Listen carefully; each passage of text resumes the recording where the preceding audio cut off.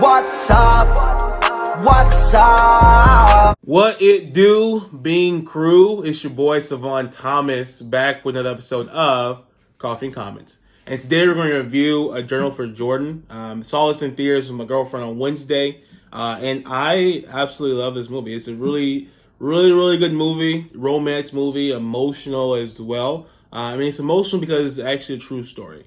And so if you guys haven't seen the trailer for it, it stars Michael B. Jordan and a up-and-coming actress, Chante Adams. I haven't really seen her in too much stuff, but she does really well in this film in her role. But the story is about this couple, right? Charles Monroe King is a sergeant in the Army.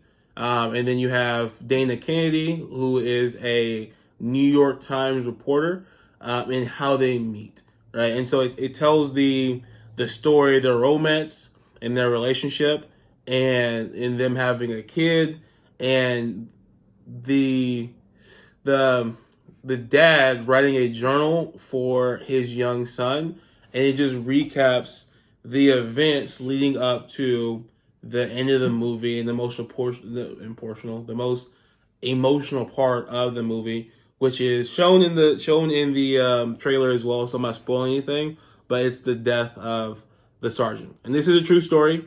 And so it's very, for me, it was very emotional to see. Like, I didn't cry. It's close though, but it was very emotional to see because I, have family that, have been in the military. My grandfather was in the Marines.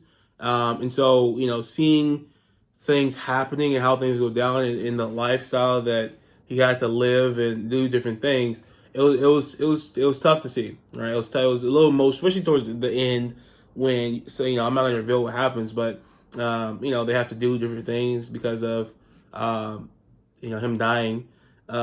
It's definitely an emotional and impactful movie, and the love story itself, it's very put together well. I love how they did it with how they kind of intertwine current day with previous and told their entire love story and then meeting each other. And so, great movie to go see, especially go see with your girlfriend. I will say this though, Michael B. Jordan is a very handsome man, and if you're with your girlfriend or wife or whatever, she might be a little smitten. I know Milo definitely was a little smitten with Michael B. Jordan. So you have to be a strong man to deal with that. I'm joking.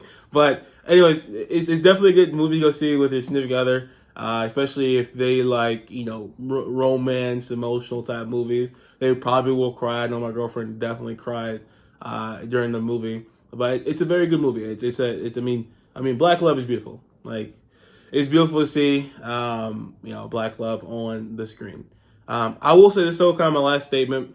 I gave this movie a 7.4 out of 10, but I'm really surprised that a lot of the movie review websites, IMDb, Rotten Tomatoes, gave this a very low score. IMDb gave this a 5.7 out of 10. Rotten Tomato Reviews gave it what was it, 48% or something like that. Audience score though was 94%. I really love this. I gave it 7.4 out of 10. And so my question really is, why do black films not get enough praise? Because I feel like a lot of movies that are very prevalent in the black community that we love as black people doesn't get enough like notoriety or get reviewed very high. Like, Life is a very funny movie, one of my favorite movies I've ever seen in my life, and I think it has like a 65% on Rotten Tomatoes or something like that. Like, some of these movie review places that review movies, they don't really give, at least in my opinion, tell me if I'm wrong, black movies, black films enough notoriety and credit. But if a different film director or different actors are in it, it's a high scoring movie.